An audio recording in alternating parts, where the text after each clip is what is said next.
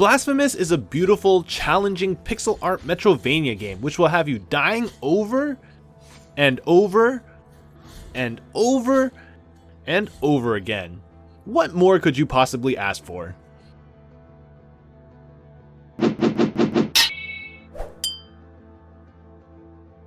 Blasphemous was shown to me by a friend who knew I liked Metroidvania and pixel style games, so when the demo released on Steam the other day, I knew I had to try it. Just looking at some of the GIFs the developer and other content creators put up made me fall in love with what I was seeing. Of course, I had to experience this game firsthand and not just look at pictures on the internet to see if it can compare to one of my favorite IPs.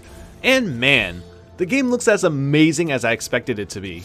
The pixel art is so clean, the design of the characters were crazy, and it was great. The main character, the Penitent One, has this overly long headgear that is about as tall as his own body.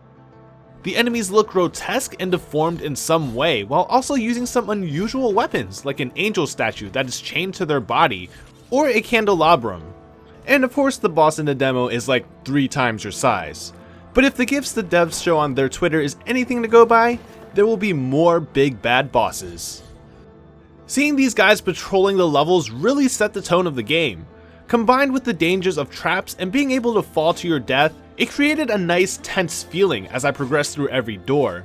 And I liked this sense of danger. I didn't know what was in store for me up ahead, so I had to tread carefully and slowly, unlike Castlevania where I could just run through without much of a worry. Blasphemous's great art also helped their animations look that much better. Each swing of the sword combo looks smooth and flows together very naturally. Enemies can also be executed if they become dazed from attacks. These executions look amazing and gives that extra spice that makes me think, wow, did he just do that? That was intense. My favorite execution is of an enemy called Weight of Her Burden, where the Penitent One cuts off both her hands and cuts open a hole in her stomach, letting her guts out. The artists did a wonderful job of creating each frame of the animation by hand. But looks aren't everything, and good gameplay is as equally, if not more important than the art. The demo offers roughly 20 minutes of gameplay, including a boss battle at the end to get my feet wet. Of course, I spent more than 20 minutes playing, as I died so many times trying to learn the game. I even missed the first jump 5 seconds into starting the game. I would rush into rooms or just jump into a pit of enemies without really thinking about it, because that's what I always do in Castlevania, and it was fine there. Didn't work out too well here, since dodging and parrying are a big part of gameplay, and that required some timing and a little bit of practice. Despite this setback, the game is fun to play, and personally this kind of difficulty is the aspect I find most appealing. The game is difficult and requires multiple tries to get through some parts of the level, but it never felt like it was impossible or frustrating. On the same note, the boss fight with Piedad was also enjoyable to learn and beat. A nice difference when compared to bosses in games like Castlevania or Mega Man, where you could usually abuse a flaw in the attack pattern to make the fight a breeze. Piedad was beefy enough where I actually had to be careful about what I was doing, because if I got hit, I'd be in a world of pain. Luckily, attacks are choreographed with specific tells, so you know how to react. If he lifts his leg up, I know it's about to kick me, or if it raises one of its arms, it's about to slap me. But if it raises both his arms, then a slam and vine attack are coming. But attacks can also change properties as it gets weaker, preventing the fight from getting stale and too predictable. Take for instance a slam and vine attack. During the early stages, only a few vines will come out, making it relatively easy to dodge and allows me to stick close to the boss. But as he gets weaker, more vines come out, forcing me to be more careful about my spacing. It also helps that gameplay feels smooth and natural, making the learning process much more enjoyable. There's a lot of feedback given to me whenever something happens to my character, including a slight hit stop. If I'm falling from a high place that doesn't kill me, I will make an impact when I land and the controller vibrates.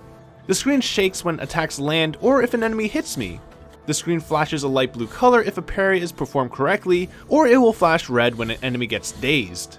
Each hit feels like there is weight behind them. The demo also offers a small look into the character progression that is available. The character is customizable in various ways.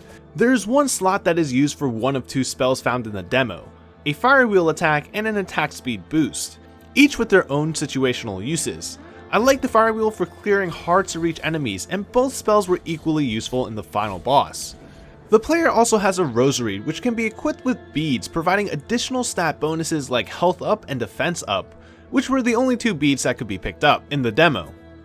More beads can also be bought from a weird merchant found in a hole-in-the-wall shop, but they were not very impactful for the demo. Given the little that is shown in terms of spells and beads, it remains to be seen how powerful a character can be made. The player also has a skill tree that unlocks numerous new abilities, increasing the flexibility of the character. But like artifacts and spells, a majority of it is locked out of the demo. Even with these restrictions, I felt the potential to be able to min-max a character to fit how I would like to play it, specifically a glass cannon. After playing through the demo a few times, I can say the game has a lot of potential, and frankly, I was really impressed with it, despite being only a 20-minute demo.